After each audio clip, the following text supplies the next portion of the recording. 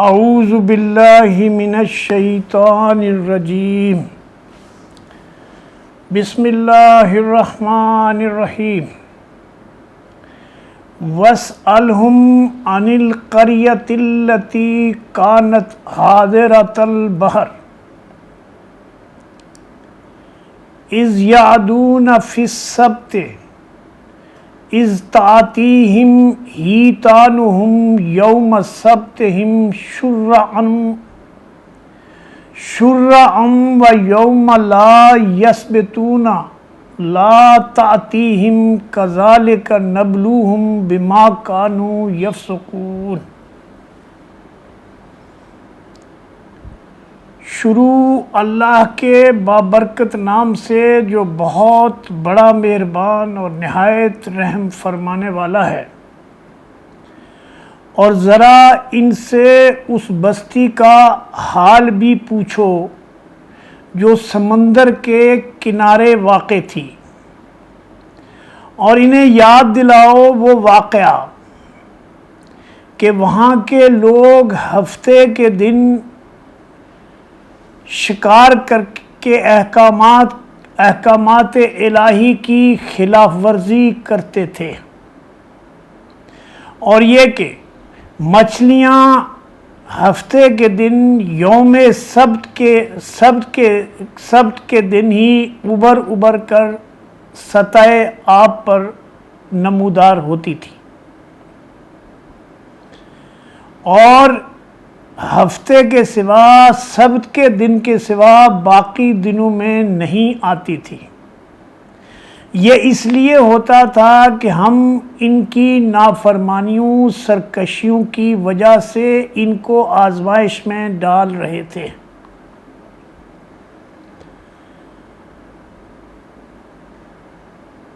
اور انہیں یہ بھی یاد دلاؤ وَإِذْ قَالَتْ أُمَّةٌ مِّنْهُمْ لِمَا تَعِظُونَ قَوْمًا اللَّهُ مُهْلِكُهُمْ أَوْ مُعَذِّبُهُمْ عَذَابًا شَدِيدًا قَالُوا مَعْذِرَةً إِلَىٰ رَبِّكُمْ لَعَلَّهُمْ يَتَّقُونَ۔ فَلَمَّا نَسُوا مَا ذُكِّرُوا بِهِ أَنجَيْنَا الَّذِينَ يَنْهَوْنَ عَنِ السُّوءِ وَأَخَذْنَا الَّذِينَ ظَلَمُوا بِعَذَابٍ بَئِيسٍ بِمَا كَانُوا يَفْسُقُونَ۔ فَلَمَّا عَتَوْا عَمَّا نُهُوا عَنْهُ قُلْنَا لَهُمْ كُونُوا قِرَادَةً خَاسِئِينَ۔ اور انہیں یہ بھی یاد دلاؤ کہ جب ان میں سے ایک گروہ نے دوسرے گروہ سے کہا تھا کہ تم ایسے لوگوں کو نصیحت کیوں کرتے ہو جو جہنم کا ایندھن بننے والے ہیں، یا جو ہلاک ہونے والے ہیں، یا جن کو سخت سزا ملنے والی ہے اللہ کی طرف سے؟ تو انہوں نے جواب دیا تھا کہ ہم یہ سب کچھ اس لیے کر رہے ہیں کہ تمہارے رب کے پاس جب حاضر ہوں تو اپنی معذرت پیش کر سکیں اور بتا سکیں کہ اے ہمارے رب، ہم نے اپنی سی کوشش کر کے دیکھی تھی اور ہم نے ان لوگوں کو سرکشی سے باز آنے کی نصیحت کی تھی،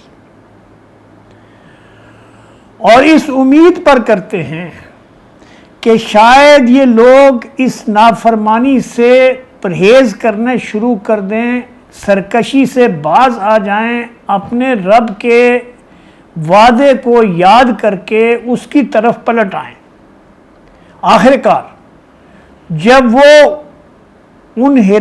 ہدایات کو بالکل ہی فراموش کر بیٹھے، بھول گئے ان ہدایات کو جو اللہ کی طرف سے بنی اسرائیل کی اس قوم کی طرف، اس بستی کے لوگوں کی طرف آئی تھی، جو انہیں یاد دہانی کرائی گئی تھی، تو ہم نے ان لوگوں کو بچا لیا جو برائی سے روکتے تھے، نہ صرف یہ کہ خود رکتے تھے بلکہ دوسروں کو بھی روکتے تھے، ان کو سمجھاتے تھے، ان کو باز آنے کی تلقین کرتے تھے،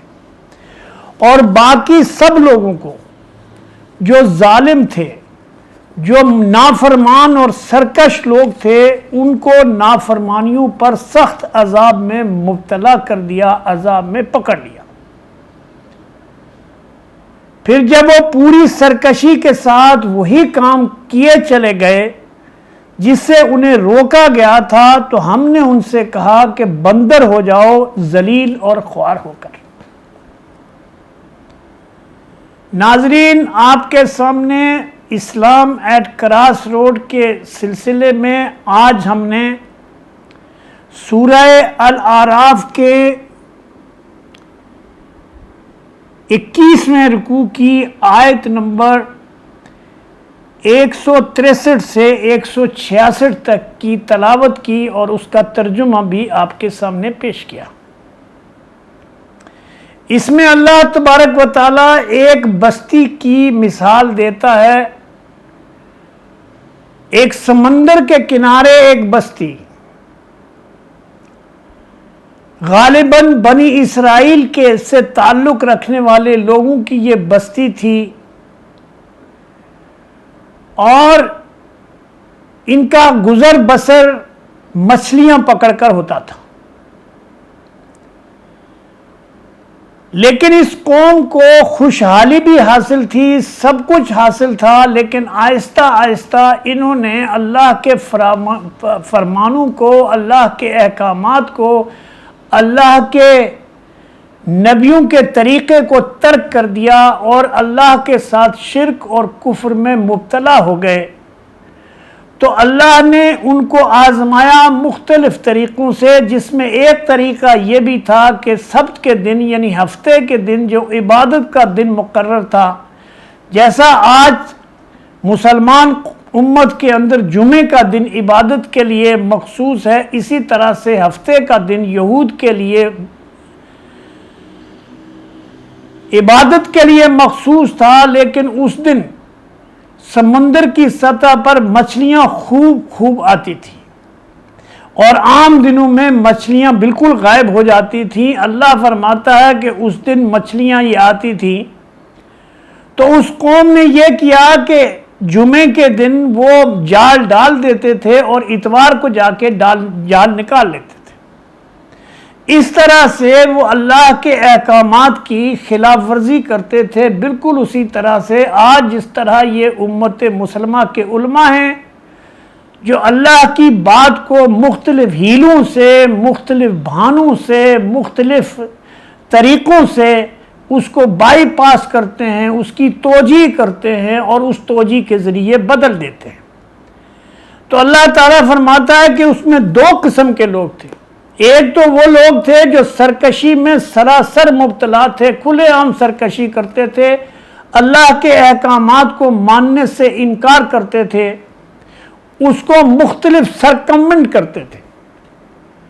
اور ان کے مقابلے میں کچھ لوگ ایسے تھے جو یہ کام خود نہیں کرتے تھے، لیکن جو یہ کام کرتے تھے ان کو منع نہیں کرتے تھے، بلکہ جو لوگ ان کو اس سے روکتے تھے وہ ان سے کہتے تھے کہ یہ تو گناہ گار لوگ ہیں، یہ تو جہنم کا ایندھن بننے والے لوگ ہیں، یہ اللہ کے عذاب کو دعوت دے رہے ہیں لوگ ہیں، تم ان کو کیوں سمجھاتے ہو؟ تو وہ کہتے ہیں، وہ لوگ جو سمجھا رہے تھے وہ یہ کہتے ہیں کہ ہم یہ اس لیے کر رہے ہیں کہ ہم اپنے رب کے سامنے یہ معذرت پیش کر سکیں کہ اے ہمارے رب، تو نے ہم کو یہ ذمہ داری دی تھی،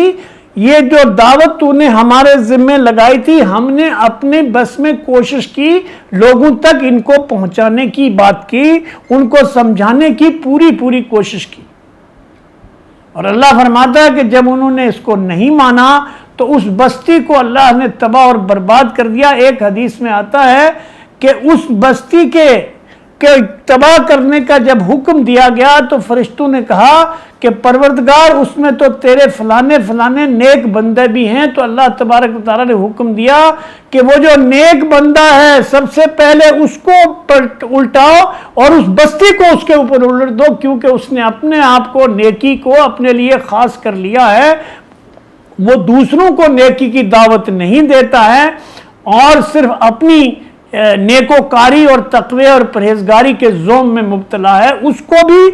اور اس قوم کو اس کے اوپر تباہ برباد کر دو۔ اور اللہ فرماتا ہے کہ اس میں بچے صرف وہی لوگ جن کو اللہ نے یہ توفیق دی تھی کہ وہ قوم کو برائی سے، سرکشی سے، شرک اور کفر سے منع کرتے تھے۔ اللہ فرماتا ہے کہ جب کوئی قوم اتنی سرکشی کی ان حدود کو پار کر دیتی ہے تو ہم نے بنی اسرائیل کو حکم دیا کہ جاؤ، دفع ہو جاؤ، بندر بن جاؤ۔ اور اس طرح سے اللہ تبارک و تعالیٰ ان آیات کے ذریعے ہمیں یہ بتاتا ہے کہ اللہ کا یہ قانون ہے کہ کوئی چہیتی سے چہیتی قوم کیوں نہ ہو، جب وہ اللہ کے احکامات کی خلاف ورزی کرتی ہے، جب وہ سرکشی پہ اتر جاتی ہے، جب وہ اللہ کے ساتھ ظلم کرنے لگتی ہے، تو اس میں صرف ایک ہی طبقہ بچتا ہے جو اس کو ان کو برائی سے روکتا ہے، اور یہی اس امت کا منصب بھی ہے۔ اسی لیے اللہ کے نبی صلی اللہ علیہ وسلم نے فرمایا، قرآن میں بھی آیا کہ ہم نے تم کو امت وسطیٰ بنایا ہے تاکہ تم دنیا کو نیکی کا حکم دو، نیکی کے اوپر تبلیغ کرو، نیکی کے راستے کی طرف بلاؤ اور برائی سے روکنے کی کوشش کرو۔ اقول قولی ھذا استغفر اللہ لی ولکم وسائر المؤمنین۔